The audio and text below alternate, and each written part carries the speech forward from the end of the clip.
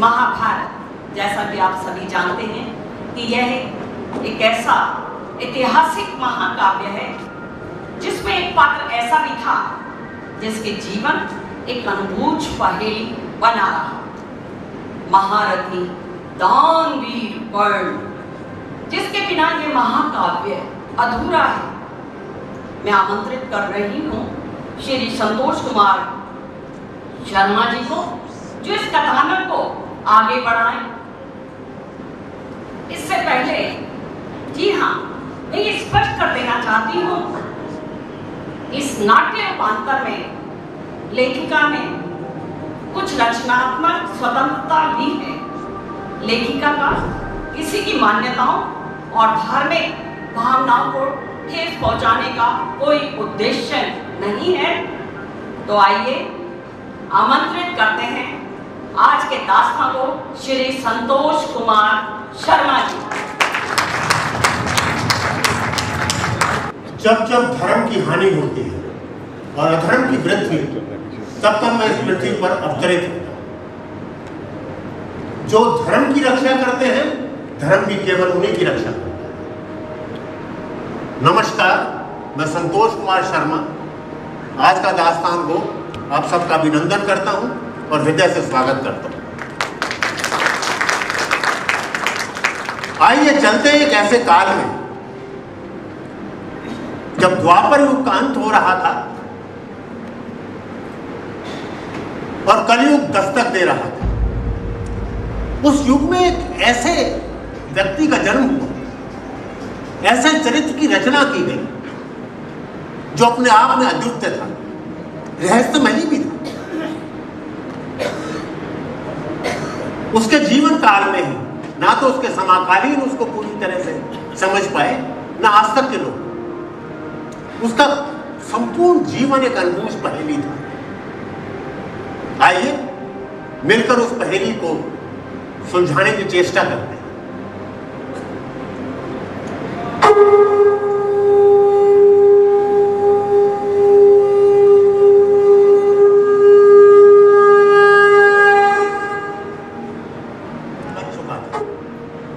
कलयुग की नींव रखी जा चुकी थी। युद्ध आज अपने 17वें दिन पे आ पहुंचा था। दोनों ओर से लाखों योद्धा मारे गए थे। ऐसे योद्धा जिनकी धनुष की टंकार मात्र से पूरा ब्रह्मांड नाम। द्रोणाचार्य, कृपाचार्य, कौरव पुत्र, कौन सा वीर ऐसा ना था जो हताहत ना हो। और फिर भीष्म पितामह, वो भी अपनी मृत्यु की प्रतीक्षा कर रहे थे। शकुनी, तुम भी बड़ा घमंड था ना तुम्हें अपने पासों का। तुम्हारे प्रतिशोध ने पूरे कौरव कुल को समाप्त कर दिया। अभिमन्यु, अरे तुम्हारे तो दूध के दांत भी ना टूटे थे, तुम्हें भी लील गई ये पृथ्वी। हे भगवान, कुरुक्षेत्र की यह धरती तेरी सुधा कब शांत होगी? ये कैसी विडंबना है।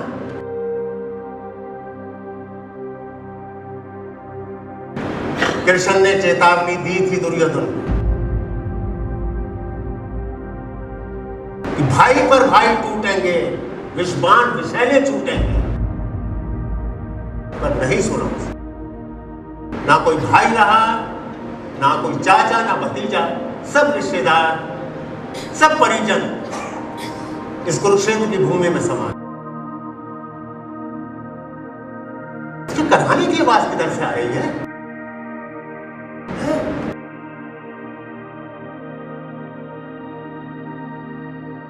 महाराज अर्जुन, तुम भी?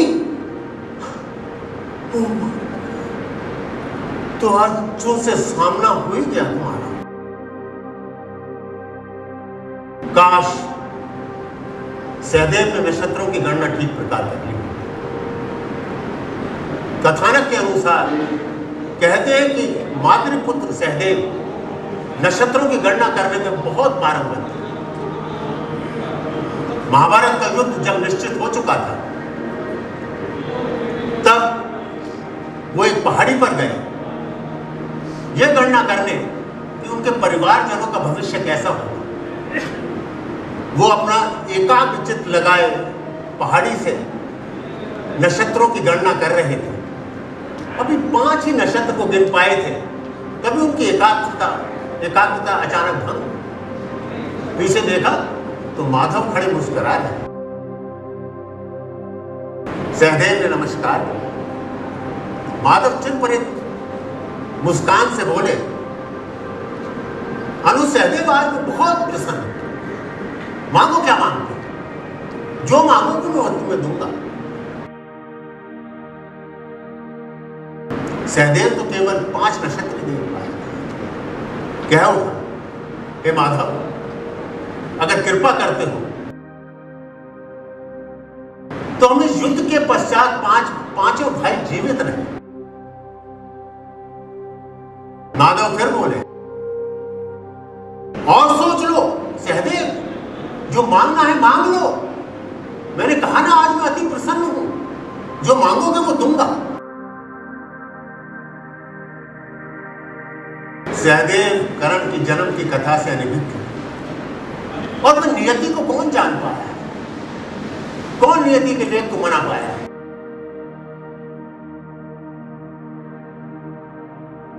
माधव तथास्तु कहकर चले गए। सहदेव भी लौट आए। अरे कल की तो बात है, युद्ध का 16वां दिन था।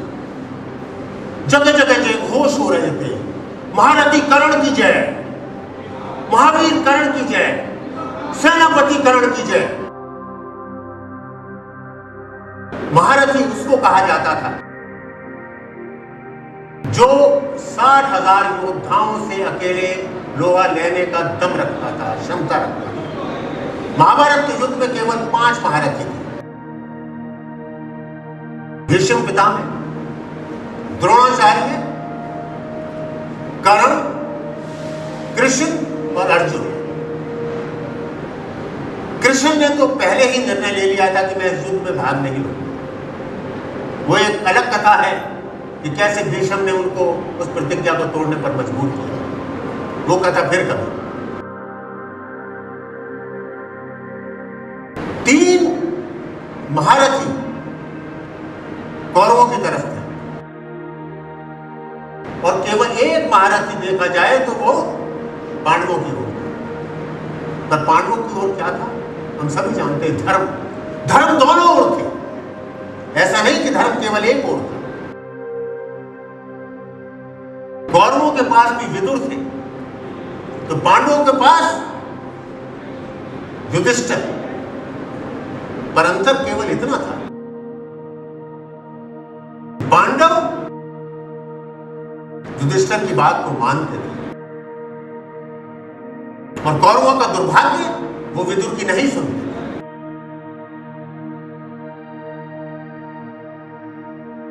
जय जय घोष हो रहा था। कौरव सेना में एक नई सुफुर्ती का संचालन हो गया। युद्ध आरंभ हुआ, और आज जब कर्ण अपने रथ पर बैठा तो मानो ऐसा लग रहा था कि सूर्य भगवान खुद पृथ्वी पर उतर आए। उसका दमदमाता चेहरा, ऊंचा ललाट, चौड़ा सीना देखते ही बनता था। शत्रुदल उसका देखते ही कांप उठता था, और वो दुर्योधन की आखिरी उम्मीद भी था। और आज वही महारथी कर्ण, बलशाली कर्ण निस्तेज पड़ा हुआ, बांधों से विदा हुआ, प्राणहीन, अपने प्राणों के अंत होने की प्रतीक्षा कर रहा है। बांधों से विदा, उसका पूरा शरीर आघात से भरा हुआ है, भयानक वेदना हो रही है। पर क्षत्रिय था ना, वेदना को सहना जानता था। पर उससे भी अधिक जो कष्टदायी था वो था मानसिक संताप।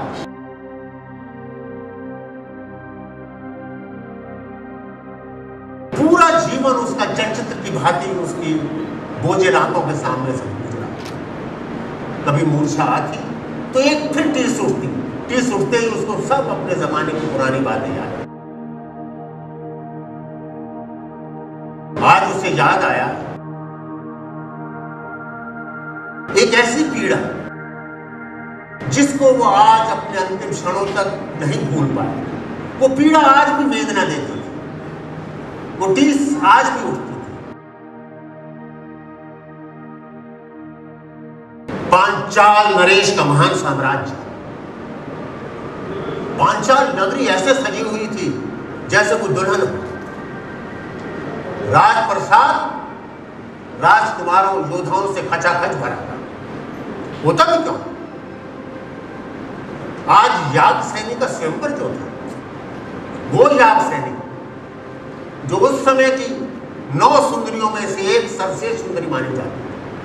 वो केवल सुंदरी ही नहीं थी, वो ज्ञानवान भी थी, वो विदुषी भी थी।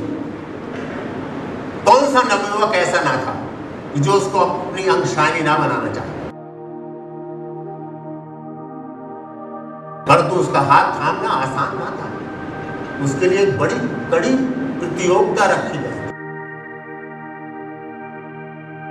घूमती हुई मछली की आंख में पानी की परछाई को देखकर निशाना लगाना था। एक से एक योद्धा आगे बढ़ रहे, बढ़ते और फिर निराश होकर वापस हो। महाराज द्रुपद को चिंता होने लगी, क्या ये पृथ्वी क्षत्रिय विहीन हो गई? क्या मेरी याग सैनी का विवाह ना हो पाएगा? क्या शून्य हो चुका है? तभी दुर्योधन उठा और उसने कर्ण को संकेत दिया, कर्ण जाओ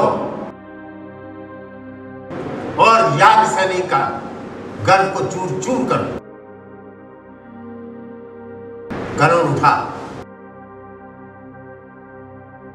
प्रतियोगिता स्थल पर जा पहुंचा। अभी वो पहुंचा ही था और अपने बाण का संधान कर रहा था, तभी याग सैनी की आवाज आई, मैं सूत पुत्र से विवाह कदापि नहीं करूंगा। कर्ण तो ठिठक गया, उसके हाथ से धनुष बाण छूटा, माथे पे पसीना, पूरा शरीर क्रोध और अपमान से कांपने लगा। ऐसा लगा कि क्यों ना उसको पूरी पृथ्वी निगल जाए।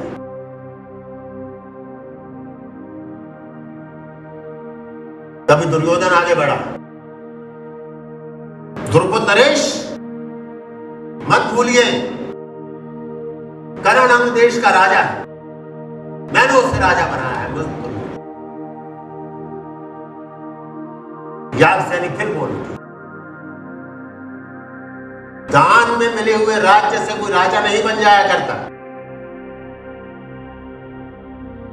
जैसे विष को स्वर्ण कलश में डाल दिया जाए तो वो अमृत नहीं बन जाएगा। सूत पुत्र है और सदैव सूत पुत्र ही रहेगा।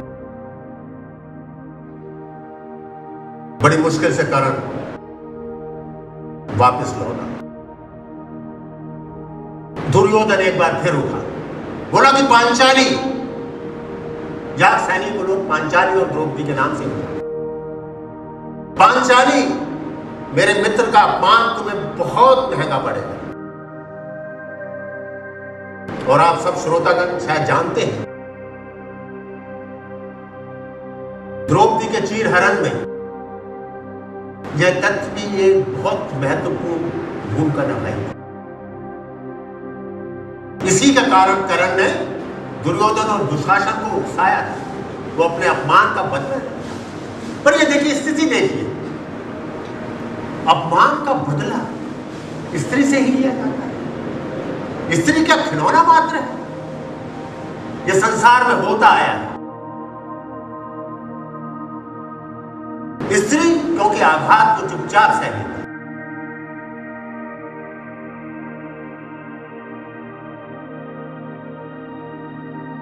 कर्ण को एक बार फिर मूर्छा हो गई, असह्य वेदना हो गई। फिर एक टीस उठी, उसे याद आया कि सबसे पहले अपमान तो उसके अपने हस्तिनापुर ने भी उसका किया था। वो तो सदा से अपमानित ही होता है, अभिशप्त है, तिरस्कार है उसका जीवन।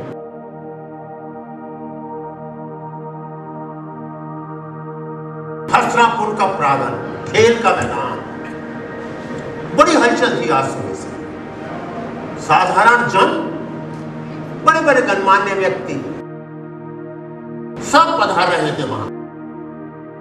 प्रात से ही पूरा मैदान खचाखच भर गया था। होता भी क्यों ना भाई, आज गुरु द्रोणाचार्य अपने राजकुमारों का युद्ध कौशल को दिखाने वाले प्रतियोगिता आरंभ की। द्रोणाचार्य के एक एक करके शिष्य आते और अपना कौशल दिखाते। करतल ध्वनियों से पूरा पंडाल गूंज रहा।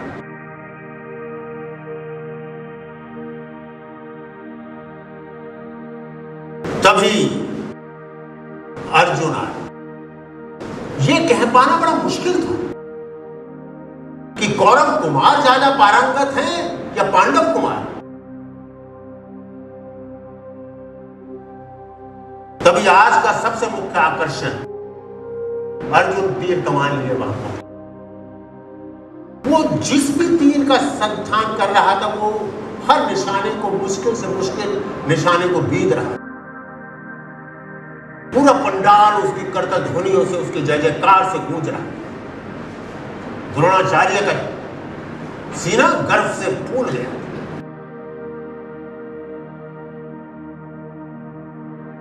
तभी द्रोणाचार्य ने घोषणा की कि मैं ऋषि भारद्वाज पुत्र ये घोषणा करता हूं कि अर्जुन मेरा परम शिष्य है और अर्जुन दुनिया का सबसे सर्वश्रेष्ठ धनुर्धर है। न भूतो न भविष्यतो, ना तो आज तक ऐसा धनुर्धर पैदा हुआ है, ना ही भविष्य में ऐसा धनुर्धर पैदा हुआ। तभी अर्जुन ने एक बाण चलाया, बादलों की ओर बढ़ता चला गया। अचानक बादल छा गए, आंधी आने लगी, तेज हवाएं बहने लगी। लगा कि पूरा पंडाल ही ना उड़ जाए। सब ओर से जय जयकार के नारे लग रहे थे। महारथी अर्जुन की जय हो, सर्वश्रेष्ठ धनुर्धर की जय हो। और द्रोणाचार्य फूले नहीं समा रहे। पांडव भाई बहुत खुश थे, प्रसन्न थे। दुर्योधन को मन ही मन में ईर्ष्या होने लगी। तभी अचानक भीड़ में से एक बाण आसमान की ओर चढ़ा। बादल छट गए, वर्षा होने लगी। सब लोग देखने लगे उस तरफ और वहां से एक नौजवान सूर्य जैसा तेज लिए, कानों में कुंडल, ये आ पहुंचा और उसका दुस्साहस देखिए। द्रोणाचार्य से कह बैठा कि मैं अर्जुन से अधिक सर्वश्रेष्ठ धनुर्धारी मैं हूं, मेरी इसके साथ प्रतियोगिता कराएंगे। द्रोणाचार्य सकते में आ गए। उनको लगने लगा कि कहीं वो भूल तो नहीं कर बैठे, अर्जुन को सर्वश्रेष्ठ धनुर्धारी कहते। पसीने पसीने होने लगे थे। तभी कृपाचार्य आगे बढ़े उनकी रक्षा करने के। बोले, तुम तो अधीरथ पुत्र हो ना? अधीरथ दुर्योधन का सारथी था। तुम तो अधीरथ के सूत पुत्र हो ना?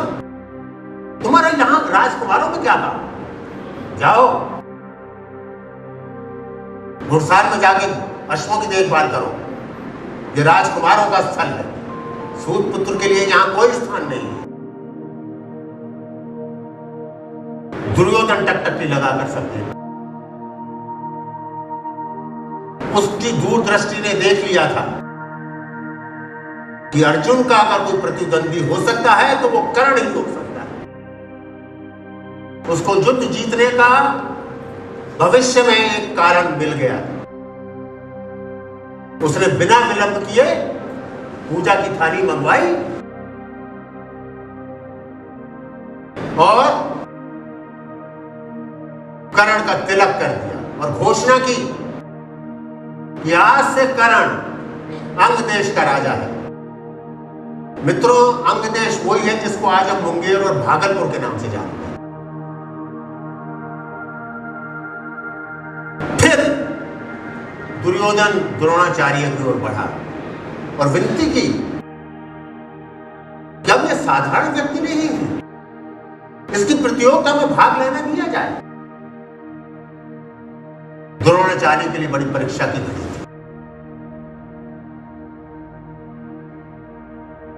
उन्होंने आसमान की ओर देखा और बोला कि सूर्यास्त होने वाला है और जल्दी से प्रतियोगिता की समाप्ति की घोषणा कर दी। सभी लोग अपने अपने घर चल गए।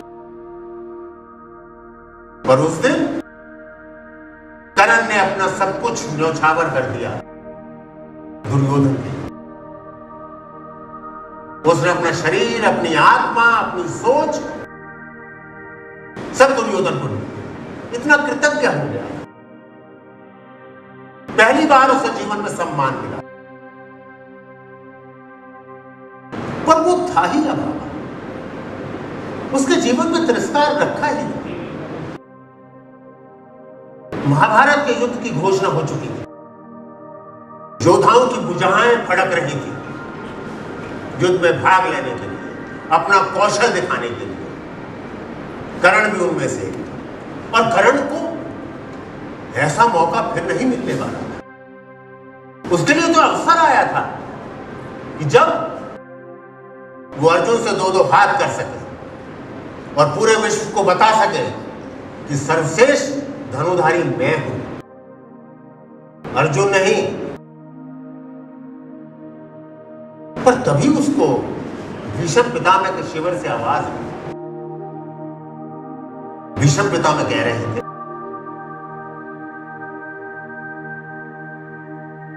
हे दुर्योधन, अगर कर्ण ने युद्ध में भाग लिया तो मैं सेना का संचालन कदापि नहीं करूंगा।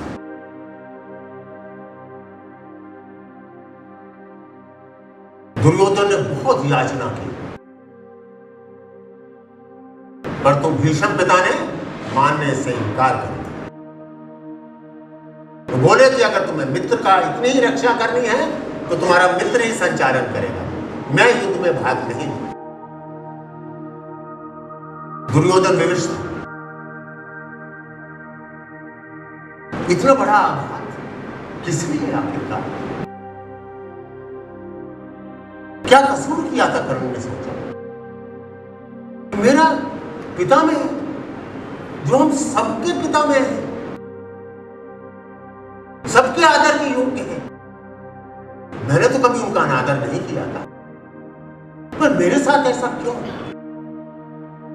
कर्ण को यह बात कभी समझ में नहीं आई कि ऐसा अनादर उसके साथ क्यों?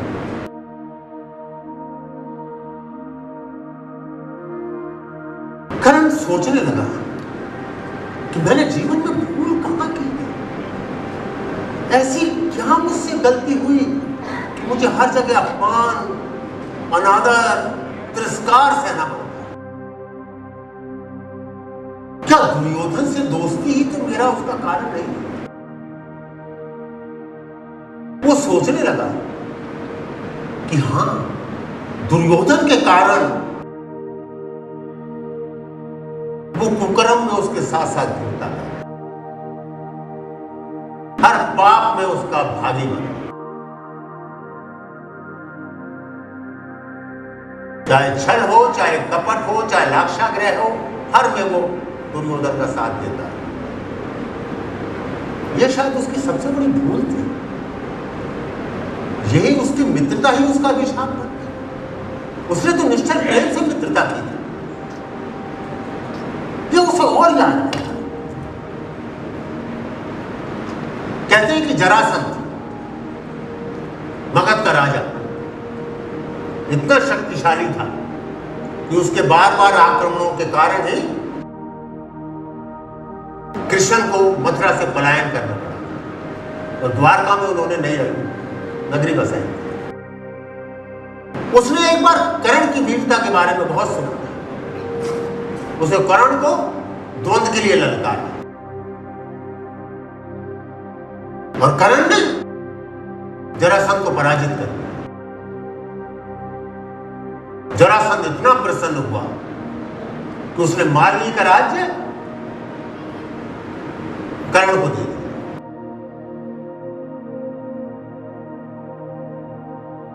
स्वाभिमान कब अभिमान में बदल गया, यह शायद कर्ण को भी ना बदल। बड़ी पतली रेखा होती है स्वाभिमान और अभिमान की, तभी वो शायद उसकी जिंदगी की कैसी भूल थी। वो इतने अभिमान में आ गया, सिंहासन पर आरूढ़ होते ही उसने घोषणा कर दी कि मैं राधे पुत्र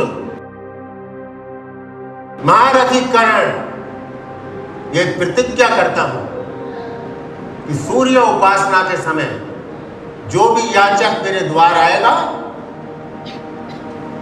वो खाली लौटकर कभी वापस नहीं जाए।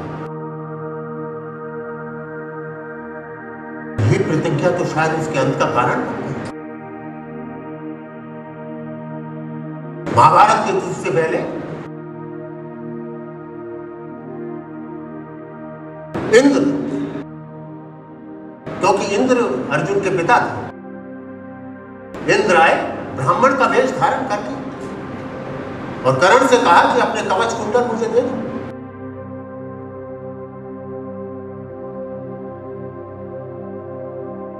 कर्ण जानता था इस ब्राह्मण को कवच कुंडल की कोई आवश्यकता नहीं हो सकती किसी ब्राह्मण को, तो ब्राह्मण युद्ध में नहीं जाते। ब्राह्मण का कार्य शिक्षा देना, जागरूकता लाना, लोगों को प्रोत्साहन देना है। वो कवच कुंडल का क्या करेंगे? वो पहचान गया था इसमें कोई षड्यंत्र है, परंतु वो प्रतिज्ञा के कारण विवश थे। अगर आज कवच कुंडल उसके पास होते तो वो सोच रहा था इंडिया मरणावस्था में पड़ा हुआ, तो क्या उसके अर्जुन के बाण उसको भेद पाते? कितनी बड़ी भूल कर बैठा था केवल अभिमान के कारण। और ऐसा नहीं है कि कर्ण को युद्ध में जीतने का अवसर प्राप्त नहीं हुआ, अवसर आया था। आप लोगों ने लाक्षागृह की कहानी तो जरूर सुनी होगी। जब पांडव वन में गए तो उनको लाक्षागृह में ठहरने के लिए कहा गया और लाक्षागृह में दुर्योधन की योजना के अनुसार आग लगा दी गई, परंतु पांडव किसी तरह से बच निकले थे। उसी लाक्षागृह में जब पांडव दरवाजे से जा रहे थे, बाहर निकल रहे थे, तो एक सर्पनी थी, वो दरवाजे पर आ गई। वो सर्पनी उस समय गर्भवती थी।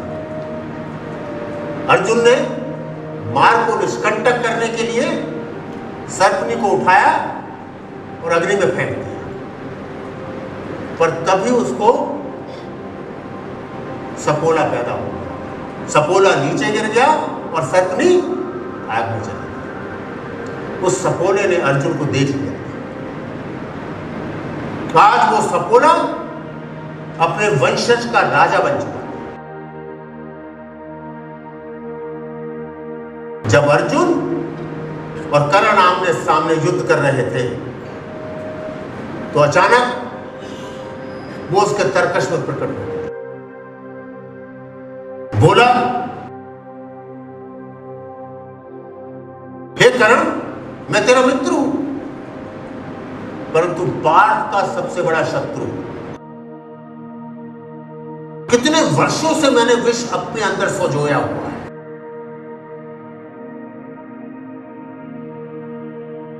मैं उस पार जा नहीं सकता क्योंकि बीच में आग लगी हुई। तू किसी तरह से अपने बाण पर मुझे बिठा और एक बार पार्थ के गले तक छोड़ दे। मैं पूरा का पूरा विष उस पार्थ के अंदर डाल दूं। और वो वहीं समाप्त हो जाए, वो तेरी विजय हो जाए।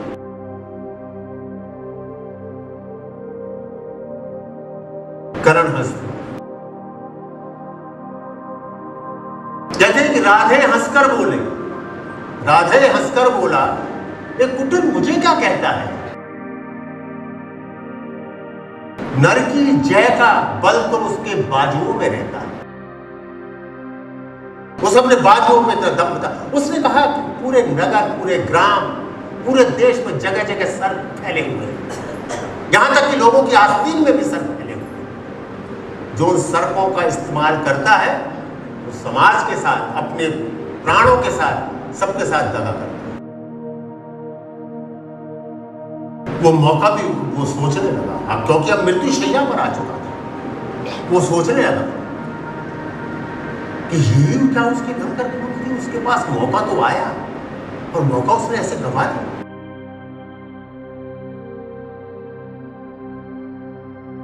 आज श्रोतागण जानते हैं कि इस तरह का मौका हमारे अपने इतिहास में पृथ्वीराज के पास भी आया। उसने मोहम्मद गौरी को, इतिहासकार कहते हैं, लोग मानते हैं कि 17 बार छोड़ दिया, और एक मौका मोहम्मद गौरी को आया, उसने कोई श्रम नहीं किया। करण का जीवन उसको गुरु भी मिली। गुरु भी कौन? परशुराम।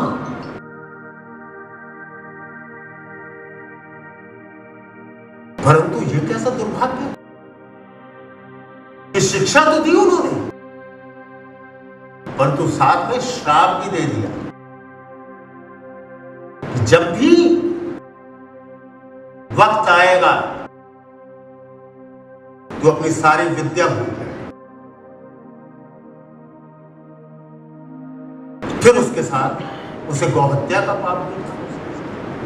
कहते हैं कि उसके हाथ से एक बार एक गौ की हत्या हो गई थी, तो उस ब्राह्मण ने श्राप दिया था कि जैसे इस निरी गाय को तूने मारा है, इसी प्रकार एक दिन तेरा भी अंत हो। एक एक करके उसको सब याद। उसे याद आया कि उसे तो भूदेवी ने भी श्राप दिया। शायद यही कारण था जिसके कारण कीचड़ में उसका पहिया फंस गया। फिर उसको दुर्योधन की बातें यादें आने लगी कि द्रौपदी का अपमान, अभिमन्यु की अबोध बालक की हत्या, क्या कभी उन पापों से मुक्त हो पाएगा? वो सोच ही रहा था, तभी उसे याद आई आज की घटना। आज प्रातः उसके साथ क्या हुआ। युद्ध में जाने से पहले वो अपने महारानी के महल, सुप्रिया महारानी थी, उनकी 2 रानियां थी, सुप्रिया के महल में पहुंचा। सुप्रिया एक देश की राजकुमारी थी और दुर्योधन की पत्नी भानुमति उसके मित्र थी, और उसकी मां कुंती की मित्र भी थी। जब कर्ण से उसने विवाह किया तो उसको नहीं पता था कर्ण कौन है। वो कर्ण को देखकर मोहित हो गई। उसने उसको सूतपुत्र था, उसने सूतपुत्र उसको स्वीकार कर लिया। कर्ण गया, बोला, प्रिय दरवाजा खोलो, द्वार खोलो, मेरा युद्ध में जाने से पहले अभिषेक नहीं करोगी? अब तक सुप्रिया को उसकी असलियत पता लग चुकी थी। उसने दासी से कहा, जाओ कह दो ये द्वार किसी सूतपुत्र के लिए नहीं खोलेंगे, पहले अपना असली परिचय दो। कर्ण ने कभी किसी को अपना परिचय नहीं दिया। वो जान चुका कि वो कौन है, वो कौन थे। उसको मजबूरन कहना पड़ा, मैं सूर्य पुत्र कुंती के गर्भ से जन्मा महारथी कर्ण हूं। सुप्रिया दरवाजा खोलो। सुप्रिया ने दरवाजा तो खोला। उसका अभिषेक भी किया, परंतु शीघ्रता में वो अभिषेक वाम अंग से कर गया। ये कैसा शगुन था? कर्ण परेशान हो गया।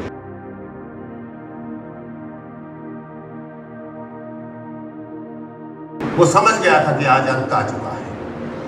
बोला, प्रिय, आज रात्रि में मेरा प्रतीक्षा ना कर। आज मेरा अंतिम युद्ध है, आज मेरा निर्णायक युद्ध है। फिर उसे एक और घटना याद आई।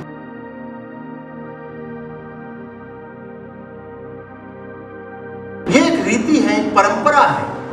हम लोग भी जब आपस में मिलते हैं या जाते हैं तो कहते हैं सी यू, या बाद में मिलेंगे या फिर मिलेंगे। खाली विदा नहीं करते थे, ये नहीं कहते थे अलविदा, हमेशा ये कहते फिर मिलेंगे, या अंग्रेजी में कहते हैं सी यू, वो फिर दोबारा एक बार मिलेंगे। उसी प्रकार से परंपरा थी, या आदिकाल से परंपरा चली आई है कि जब भी कोई राजा अपने सेनापति को युद्ध के लिए भेजता था तो आशीर्वाद देता था, विजयी भव, और विजयी होकर लौटना। आज क्या होगा?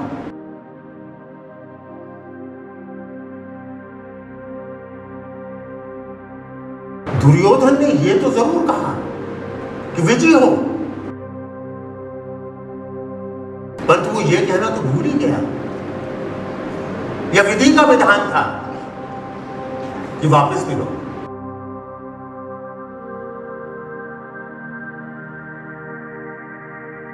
अब उसको पूरा विश्वास हो चुका था कि आज अंतिम युद्ध। उसे रहकर एक और घटना याद आई। मां कुंती भी तो उसके पास आई, कैसे दुत्कार दिया था उसने, मां को सतनी तक कह डाला। काश उसने उसकी बात मान ली होती, तो वो भी कौन थे? होता अग्रज, राज का स्वामी।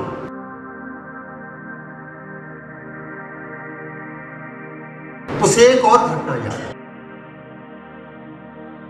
कृष्ण भी तो स्वयं आए थे उसको समझाने के लिए। कृष्ण ने ही सबसे पहले रहस्य खोला था कि तू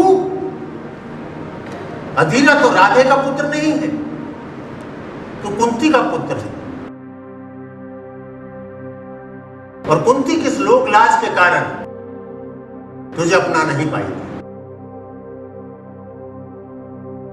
उसने कृष्ण की भी एक न सुनी।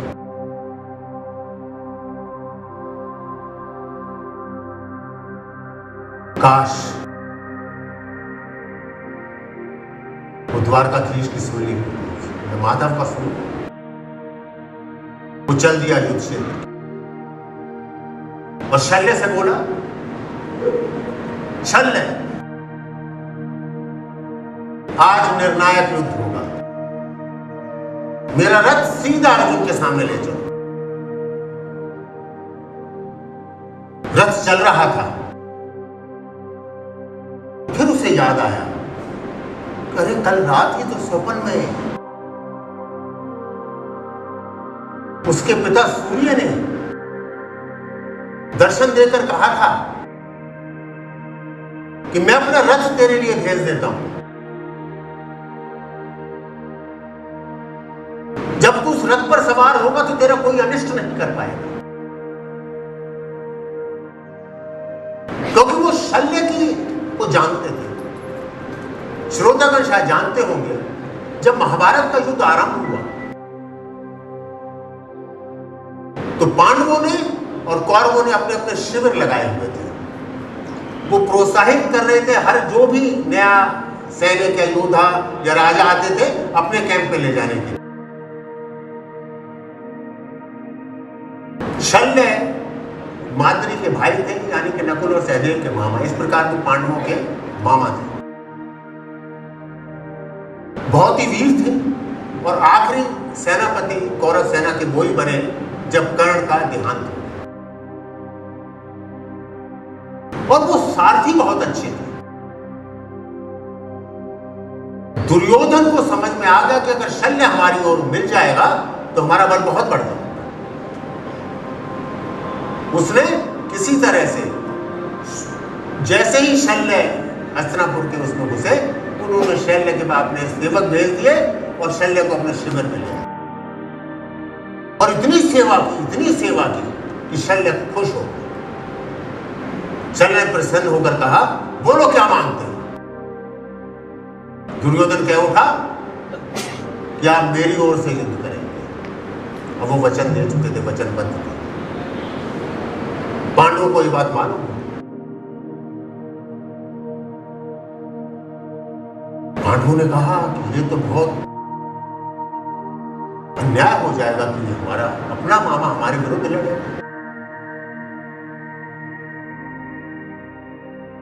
युधिष्ठिर शल्य के पास पहुंचे और कहा कि मामा ठीक है, आपने वचन दिया है, आप कौरव की ओर से लड़ेंगे और कर्ण के हम सभी जानते हैं सारथी रहेंगे, पर हमारी आपसे केवल एक विनती है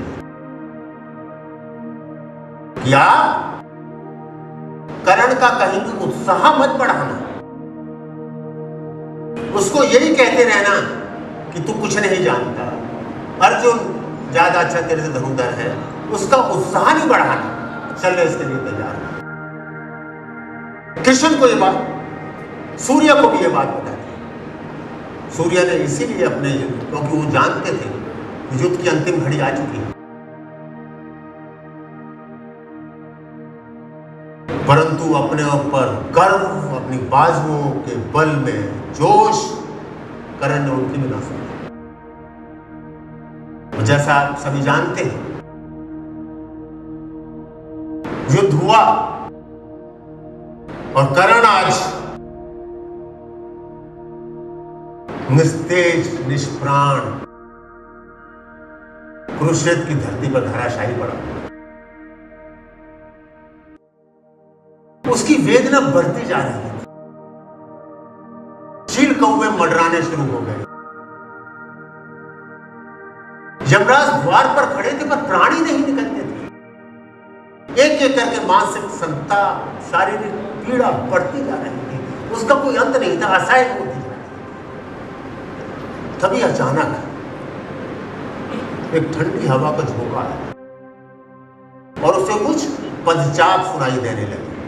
जो जो वो पदचाप नजदीक आते जाते, उसकी वेदना कम होती जाती, मानसिक संताप भी आस्ता आस्ता कम होती। ठंडी हवा के झोंके आने, उसने अपने बोझे लाके खोलकर देखा, सामने साक्षात वासुदेव कृष्ण खड़े। वो वासुदेव कृष्ण को देखकर चित्कार उठा, हे कृष्ण, तुम तो अंतर्यामी हो, मुझे बताओ मैंने क्या पाप किया? मैंने तो मित्रता निभाई, अच्छी तरह योद्धाओं की तरह लड़ा, पर मेरे प्राण वो अटके ही हुए। किसी तरह से मेरी शंकाओं का समाधान हो, मैं बहुत दुविधा में हूं। मेरा पूरा जीवन निरादर, अपमान, तिरस्कार से भरा रहा। मैं कितना अभागा हूं कि मेरी मां ने मुझे पैदा होते ही, जन्म लेते ही गंगा नदी में बहा दिया। मेरी सुधरा नहीं।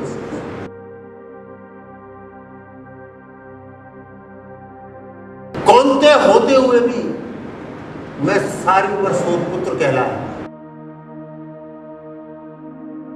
सूतपुत्र होने के कारण किसी अच्छे गुरु ने मुझे साथ नहीं दिया, मुझे शिक्षा देने से मना कर।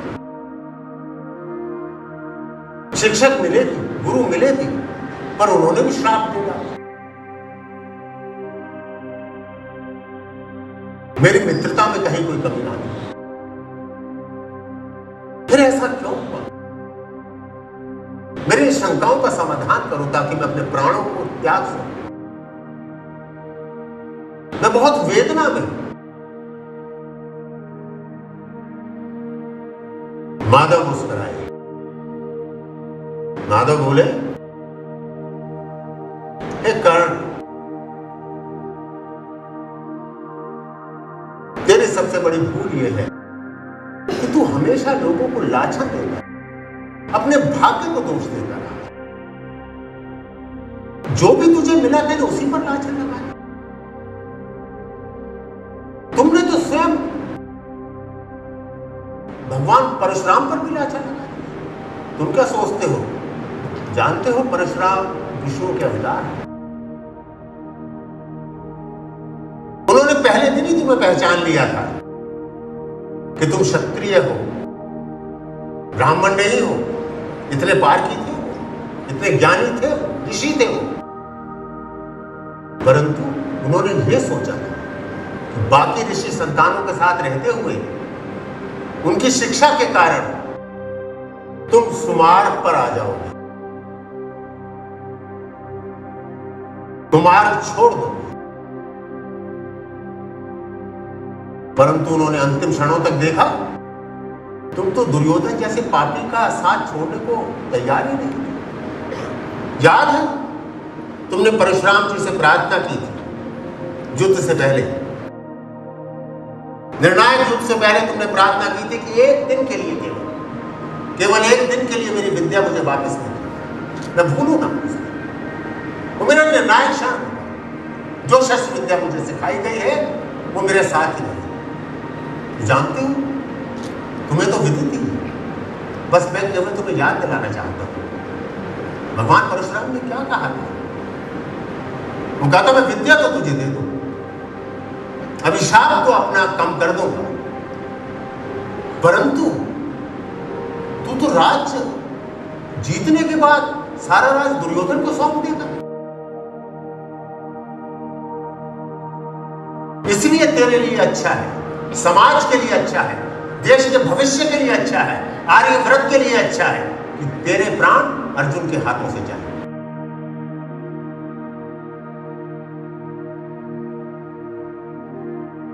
कृष्ण फिर बोलो, तूने तो भीष्म पितामह में भी लाछन लगा दिया। अरे मूढ़, तू नहीं जानता, भीष्म पितामह तेरे जन्म की कथा को जानते थे। वो जानते थे तू कौनतेय है, वो नहीं जानते थे, वो नहीं चाहते थे कि कौनतेय आपस में लड़े। और तेरे को उन्होंने जब तक वो जीवित रहे, जब तक युद्ध भूमि में रहे, तेरे को उस विभीषिका से बचाते रहे। और तो तूने उन पर भी लाछन लगा दी, और तू भाग्य को ही कोसता रहा। मुझे तो दे, मेरा जन्म जेल में हुआ और मेरे पैदा होने से पहले, जन्म लेने से पहले ही मेरे अपने मामा ने मुझे मारने का षड्यंत्र रचा। और जब मेरा जन्म हुआ तो मुझे एक अनजान घर में ले जाया, और जब मुझे ले जा रहे थे पूरी यमुना नदी उफान पर थी, भयंकर बारिश हो रही थी। सोच सकते हो एक अबोध शिशु का क्या हुआ। बाल्यकाल में ही मेरे ऊपर कितने ही आक्रमण किए गए, मेरा हित पहुंचाने की कोशिश की गई, और उससे भी बढ़कर मुझे अपनी प्रिय राधा और गोपियों को छोड़कर, वृंदावन छोड़कर द्वारका में नगरी बसा। परंतु मैंने कभी भाग्य को दोष नहीं दिया, मैंने कर्म में विश्वास किया। भाग्य के सहारे निर्बल लोग जिया करते, और फिर तुम्हें हमेशा अर्जुन से क्यों ईर्ष्या रही है? अर्जुन ने तो अपने आप घोषणा नहीं की थी कि मैं सर्वश्रेष्ठ धनुधारी हूं। तुम ही सदैव कहते थे कि तुम सर्वश्रेष्ठ धनुधारी हो। ये ईर्ष्या क्यों? कारण याद रखो, ईर्ष्या पतन का सबसे बड़ा कारण। तुमने अपना पूरा जीवन ईर्ष्या में ही बिता दिया। हर समय तुम्हें एक ही द्वंद्व सूझता था, और तुम अपनी मां कुंती को दोष देते हो। यह सभी माया बैठी हो, अपने बच्चे के प्रति कितना लगाव होता है एक मां। जब उसने तुम्हें छोड़ा होगा, कितना कलेजे पर पत्थर रखा हो। आज भी स्त्री जाति पर बहुत जल्दी लाछन लगा दी जाती है। सारा अपराध बोध स्त्री जाति पर बढ़ दिया जाता है। उस समय तो हालात और भी थे। वो कैसे तुम्हें अपना लेती, पर एक बात याद रखो, जब उन्होंने तुम्हें छोड़ा, एक डोकरे में बिठा कर ले गए और गंगा नदी शांत थी। और गंगा तो तुम्हारी अपनी पूर्वज थी, वो तो तुम्हारे पिता में थी, मां थी, तो कैसे तुम्हारा हित कर सकती? तो इसलिए लोगों पे लाछन लगाने लगे। अगर जीवन जीना है तो ईर्ष्या रहित रहो। सबकी बढ़ोतरी में ही तुम्हारी काम, उसी में तुम्हारा भला है, उसी में तुम्हारा कल्याण। कर्ण को समझ आने लगा, उसके ज्ञान के चक्षु खुल रहे थे। बोला कि माधव, तुमने मेरी आंखें खोल दी। मुझे पता लग गया है। और फिर एक और बात तो सुनो, जिस मित्रता की तुम हमेशा दोहाई देते हो, क्या वो मित्रता थी? भूल गए। दुर्योधन ने तुम्हारे अंदर कोई मित्र नहीं देखा था। उसे तुम्हें देखते ही प्यार नहीं हो गया था। उसने तो अर्जुन का प्रतिद्वंदी देखा था तुम्हारे अंदर। और तुम इतने बेचैन थे, इतने लालायित थे, लोग मुझे भी जाने। उसने अंग देश का तुम्हें राजा बनाने लगा और तुमने झट से उसको स्वीकार कर लिया, बिना सोचे समझे। उसने, तुम तो केवल शतरंज की चाल के मात्र प्यादे थे दुर्योधन के लिए, उसके मित्र कभी भी ना थे।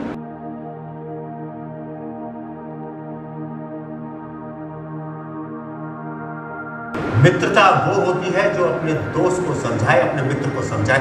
तुमने कभी दुर्योधन को समझाने की चेष्टा की? उसके हर कुकृत्य में, उसके हर कुक्रम में उसका साथ देते गए आंख बंद करके।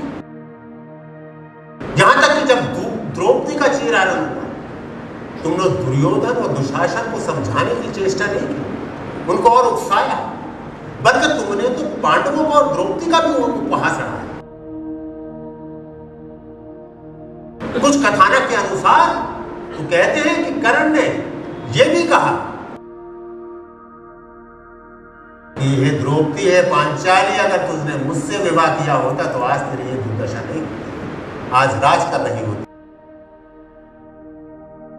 तुमने तो इतना स्त्री जाति का अपमान किया, और तुम तो स्त्री जाति का अपमान करने के लिए ही बने थे क्या? भानुमति कलिंग के महाराज की राजकुमारी थी, वो भी अनुपम सौंदर्य स्वामी थी। उसका स्वयंवर था। दुर्योधन उसे मन ही मन में प्रेम कर, उसके रूप को देखकर बड़ा मोहित था। स्वयंवर के दिन बहुत राजा योद्धा पहुंचे थे, रुक्मान, सात्यकी, बहुत राजाओं का वन। कलिंग एक बहुत बड़ा राज्य हुआ करता था। सब राजा उस समय वरमाला भानुमति के हाथ में, और स्वयंवर यही था, एक तरह से नारी को आजादी दी, स्वतंत्रता थी कि वो अपना वर चुन सके।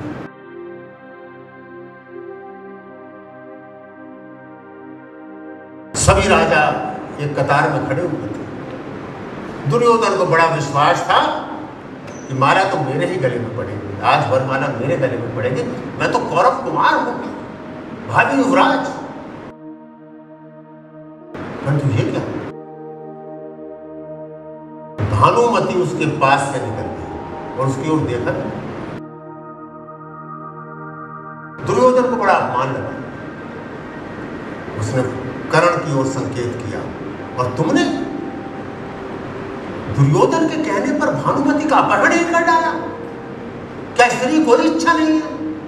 क्या स्त्री भोग की वस्तु निकाली?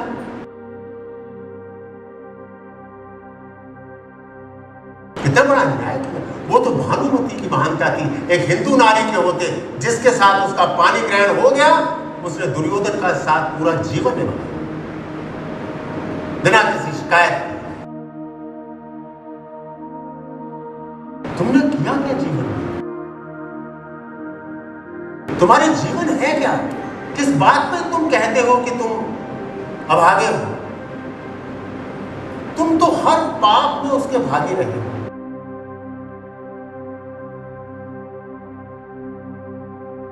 अधर्म के साथी बने, इसीलिए तुम्हारा साथ नियति ने नहीं दिया, क्योंकि जो धर्म की रक्षा करते हैं, धर्म भी उसकी ही रक्षा करता है। तुमने तो धर्म की रक्षा की। तुम्हें पूरे संसार में महारथी का दर्जा दिया, तुम्हें पूरे संसार ने दानवीर का दर्जा दिया। और जानते हो तुम्हारे दान का पुण्य तो उसी दिन समाप्त हो गया था जिस दिन अभिमन्यु ने तुमसे पानी की कामना की थी। कहते हैं कि चक्रव्यूह में अभिमन्यु फंस चुका, सातों महारथियों ने मिलकर पीछे से वार किया और उसका अंत कर दिया। अभिमन्यु को बहुत प्यास लगी थी, उसने अपनी करहाती आवाज में पानी मांगा। कर्ण देख रहे थे, परंतु वो दुर्योधन की मित्रता में इतने अंधे हो चुके थे कि उन्होंने उसको पानी तक नहीं दिया। और जानते हो, जिस कीचड़ में फंसे थे वो वही थे। मनुष्य को अपने कर्मों का फल जरूर मिलता है, आज मिले या कल मिले। कर्ण के चक्षु खुल चुके थे, उसे जीवन की नई दिशा मिल गई।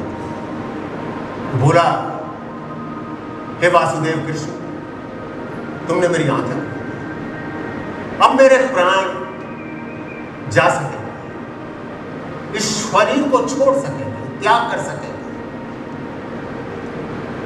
कृष्ण बोले, आओ, स्वर्गलोक में तुम्हारा इंतजार हो रहा है, प्रतीक्षा हो। तभी कर्ण की मृत्यु का समाचार, उसके हताहत होने का समाचार दोनों शिविरों में फैल चुका था। दुर्योधन भी आ पहुंचा था, पांडव भी, और आज कुंती भी अपने आप उसने भी आज लोकलाज को त्याग दिया था और जाकर बोली, हे युधिष्ठिर, इसकी अंत्येष्टि तुम करना, यह तुम्हारा अग्रज है।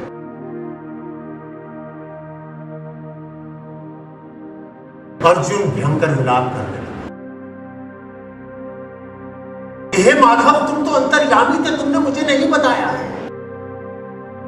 कि मेरा अपना बड़ा भ्राता है, मेरे हाथ से इसकी हत्या हुई है, मेरा गांडीव क्यों नहीं? मैं सारी उम्र पश्चाताप की अग्नि में कैसे जलता रहूं? माधव बोले कि ये बात,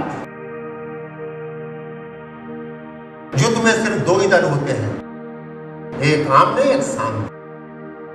जो सामने होता है, दोनों को एक दूसरे का वध करने का पूरा अधिकार है। यह क्षत्रिय धर्म है। ना कोई वो भाई होता, ना बाप, ना चाचा, ना ताऊ। तुमने अपना धर्म किया, तुमने अपना कर्म किया, क्योंकि तुम्हारा अग्रज अधर्म की ओर था, तुम धर्म की ओर थे, और धर्म की विजय अधर्म पे निश्चित थी। तुम ये चाहते भी, जानते भी, तब भी तुम कुछ न कर पाते। दुर्योधन बोला कि सारी उम्र मैंने उसके साथ दोस्ती निभाई है, इसकी अंत्येष्टि करने का हक मुझे है। युधिष्ठिर परेशान थी, अपनी मां से बोले कि मां, अगर तुमने ये राज खोल दिया होगा तो ये तो होता ही क्यों? मैं तो स्वयं सारा राज अपने अग्रज के चरणों में समर्पित कर देता, पर आज मैं पूरी स्त्री जाति को श्राप देता हूं रहस्य की बात वो अपने मन में ज्यादा देर नहीं बचा पाएगा। करण अधमुखी आंखों से देख रहा था, थोड़ी थोड़ी आहट उसके कानों में पड़ रही थी। वो बोल उठा, हे माधव, मुझ पे एक अंतिम कृपा करो। मैं सारी उम्र पाप में रहा, मैंने सारी उम्र नरक पापियों का साथ देता रहा। बस मेरी एक इच्छा है कि मेरा अंत्येष्टि ऐसे स्थान पर की जाए जहां कभी कोई पाप ना हो। और इतिहासकारों का कहना है, पौराणिक कथाओं के अनुसार कृष्ण भगवान ने कर्ण की अंत्येष्टि अपनी हथेली पर की थी। और ये इतिहास का पहला और आखिरी था कि जिसकी स्वयं भगवान ने अंत्येष्टि की। धन्यवाद।